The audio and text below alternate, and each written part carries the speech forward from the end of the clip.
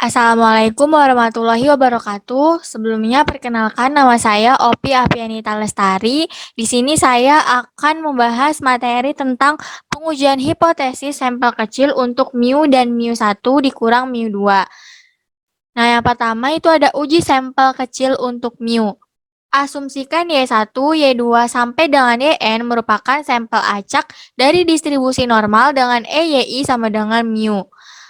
H0-nya itu mu sama dengan mu0, HA-nya dan mu lebih besar dari mu0 untuk alternatif sisi atas, mu lebih kecil dari mu0 untuk alternatif sisi bawah, dan mu tidak sama dengan mu0 untuk alternatif dua sisi. Statistik ujinya yaitu T sama dengan Y bar dikurang mu per S per akar N. Wilayah penolakannya itu ada T lebih besar dari T alfa untuk RR sisi atas, T lebih kecil dari negatif T alfa untuk RR sisi bawah, dan T tidak sama dengan T alfa untuk RR dua sisi. Nah, lihat tabel 5 lampiran 3 untuk nilai T alfanya dengan V sama dengan N-1 DF. Nah, ini ada contoh soalnya, yaitu contoh 10.12. Contoh 8.11 memberikan kecepatan moncong 8 cangkang yang diuji dengan bubuk mesiu baru bersama dengan rata-rata sampel dan simpangan baku sampel Y bar sama dengan 2959 dan S sama dengan 39,1. Pabrikan mengklaim bahwa pabrik mesiu baru ini menghasilkan kecepatan rata-rata tidak kurang dari 3.000 kaki per detik. Nah, pertanyaannya, apakah data sampel memberikan bukti yang cukup untuk bertentangan dengan klaim pabrikan pada tingkat signifikansi 0,025? Penyelesaiannya yaitu dengan asumsi bahwa kecepatan moncong kira-kira terdistribusi normal, kita dapat menggunakan tes yang baru saja diuraikan. Nah, kita ingin menguji H0 itu mu sama dengan 3000 versus alternatifnya HA mu kurang dari 3000. Daerah penolakan diberikan oleh T kurang dari T 0,025 sama dengan negatif 2,365.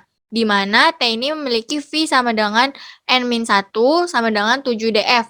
Nah, ini itu didapatkan dari kita melihat tabel. Nah, tadi DF-nya itu 7 dan T-nya 0,025. Nah, ini dapat 2,365. Kemudian dengan perhitungan kita tahu bahwa T ini rumusnya Y bar min mu per S per akar N. Ini sama dengan 2959 dikurang 3000 per 39,1 dikali akar 8 dan diperoleh T-nya sama dengan negatif 2,966. Nah, nilai ini jatuh di daerah penolakan, yaitu T yang sama dengan negatif 2,966 ini lebih kecil dari negatif 2,365. Karenanya, hipotesis 0 ditolak pada tingkat signifikansi A sama dengan 0,025. Nah, kita simpulkan bahwa ada bukti yang cukup untuk mengklaim pabrikan dan bahwa kecepatan moncong rata-rata kurang dari 3000 kaki per detik pada tingkat signifikansi 0,025. Selanjutnya ada contoh 10.13. Nah, berapa nilai P yang diasosiasikan dengan uji statistik pada contoh 10.12? Nah, penyelesaiannya, karena hipotesis 0 harus ditolak jika T kecil, nilai terkecil yang dapat ditolak hipotesis 0 adalah nilai P sama dengan PT kurang dari negatif 2,966, di mana T ini terdistribusi dengan N-1 sama dengan 7DF. Nah, dalam hal ini, statistik T didasarkan pada 7DF, maka kita lihat baris DF sama dengan 7, dan ditemukan bahwa negatif 2,966 berada di antara negatif T 0,025 sama dengan negatif 2,365 dan negatif T 0,01 sama dengan negatif 2,998. Nah, Nilai-nilai ini ditunjukkan pada gambar 10.8. Nah, ini gambar 10.8. Karena nilai T yang teramati negatif 0,2966 ini lebih kecil dari negatif T,025, tetapi tidak kurang dari negatif T0,01 yang dimana nilainya negatif 2,998. Nah, kita tolak H0 untuk A sama dengan 0,025, tetapi tidak untuk A sama dengan 0,01. Dengan demikian, nilai P untuk pengujian memenuhi P lebih kecil sama dengan 0,025 dan P lebih besar sama dengan 0,01. Menggunakan applet dengan 7DF, kita peroleh nilai PT kurang dari negatif 2,966 sama dengan PT lebih dari 2,966 sama dengan 0,01046, nilai di antara 0,01 dan 0,025. Dengan demikian, data menunjukkan bahwa klaim pabrikan harus ditolak untuk setiap pilihan A lebih besar dari sama dengan 0,01046. Ya, selanjutnya ada uji sampel kecil untuk membandingkan rata-rata populasi. Nah, asumsinya sampel independen dari distribusi normal dengan sigma 1 kuadrat sama dengan sigma 2 kuadrat. H0-nya H1 mu1 dikurang mu2 sama dengan D0. HA-nya itu ada mu1 dikurang mu2 lebih besar dari D0 untuk alternatif sisi atas, mu1 dikurang mu2 kurang dari D0 untuk alternatif sisi bawah, dan mu1 dikurang mu2 tidak sama dengan D0 untuk alternatif dua sisi. Nah, statistik ujinya yaitu T sama dengan Y1 bar dikurang Y2 bar dikurang D0 per SP dikali akar 1 per N1 plus 1 per N2, di mana SP-nya ini sama dengan akar N1 dikurang 1 dikali S1 kuadrat ditambah N2 dikurang 1 dikali S2 kuadrat dibagi N1 ditambah N2 dikurang 2. Nah, untuk wilayah penolakannya yaitu ada T lebih besar dari T alfa untuk RR sisi atas, T kurang dari negatif T alfa untuk RR sisi bawah, dan T tidak sama dengan T alfa untuk RR dua sisi. Di mana PT lebih besar dari T alfa sama dengan alfa ini, dan derajat kebebasan V sama dengan N1 plus N2 dikurang 2 dapat dilihat pada tabel 5 lampiran 3. Nah, ada contoh soal 10.14. Contoh 8.11 memberikan data tentang lamanya waktu yang dibutuhkan untuk menyelesaikan prosedur perakitan menggunakan masing-masing dari dua metode pelatihan yang berbeda. Data sampel seperti yang ditunjukkan pada tabel 10.3, nah ini ya tabelnya. Apakah ada bukti yang cukup untuk membedakan perbedaan waktu perakitan rata-rata yang sebenarnya bagi mereka yang terlatih menggunakan kedua metode tersebut? Uji pada tingkat signifikansi alfa sama dengan 0,05. Untuk penyelesaiannya, kita lihat di sini. Kita uji H0 mu1 dikurang mu2 sama dengan 0 terhadap alternatif HA mu1 dikurang mu2 tidak sama dengan 0. Nah, akibatnya kita harus menggunakan uji dua sisi statistik.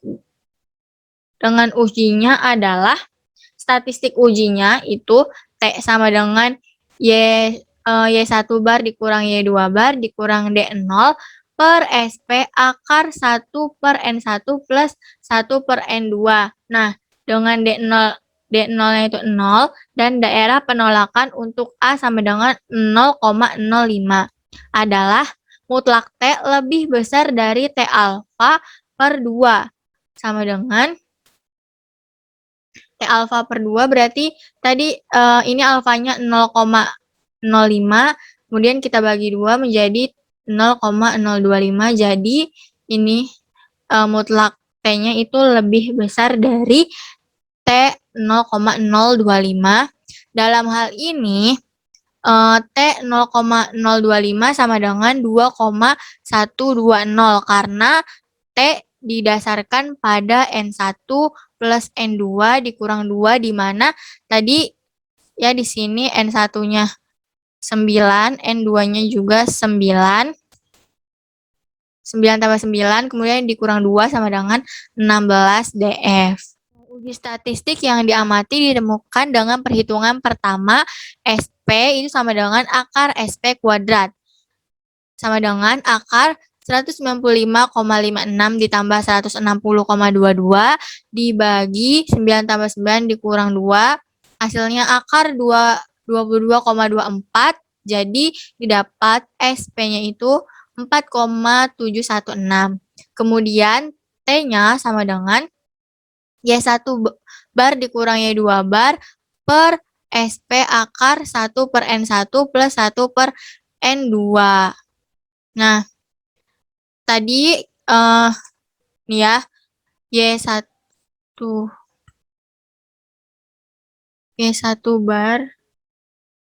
Ya ini Y1 bar ya, ini kurang barnya. 35,22 detik dan Y2-nya 31,56. Nah, kita substitusi ke sini. Kemudian SP-nya ini tadi sudah dapat. Kemudian akar 1 per 9 tambah 1 per 9. Jadi, diperoleh T-nya sama dengan 1,65. Nah, nilai ini tidak jatuh pada daerah penolakan mutlak T lebih besar dari 2,120. Karenanya hipotesis 0 tidak ditolak. Jadi tidak ada cukup bukti untuk menunjukkan perbedaan dalam waktu perakitan rata-rata untuk dua periode pelatihan pada tingkat signifikansi alfa sama dengan 0,05. Nah, selanjutnya ada contoh 10.15. Temukan nilai P untuk uji statistik pada contoh 10.14.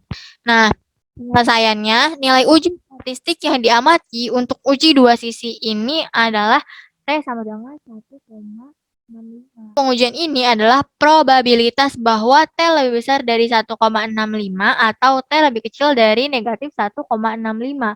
Daerah yang diarsir pada gambar 10.9, ini ya gambar 10.9, yaitu A1 tambah A2, ini A2, ini A1, ini.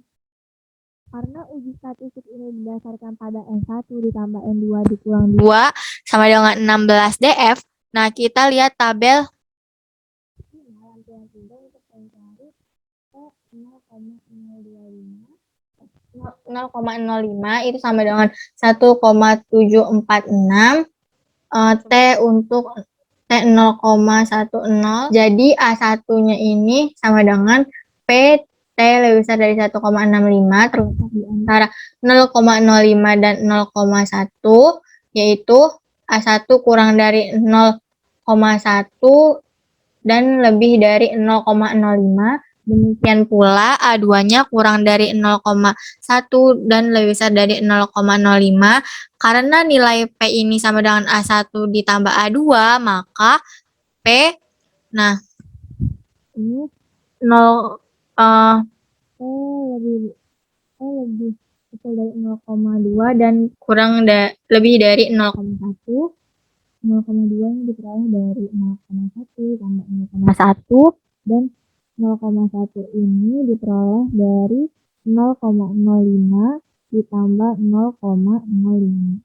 Nah, probabilitas dan kuartil T student applied menghasilkan bahwa dengan 16 DF A1 dikurang P T lebih besar dari 1,65 sama dengan 0,0592 sama dengan A2 dan nilai P yang tepat sama dengan 0,1184. Dengan demikian, nilai terkecil yang datanya menunjukkan perbedaan rata-rata waktu perakitan untuk mereka yang dilatih menggunakan kedua metode tersebut adalah 0,1184. Demikian yang dapat saya sampaikan, kurang lebihnya mohon maaf. Wassalamualaikum warahmatullahi wabarakatuh.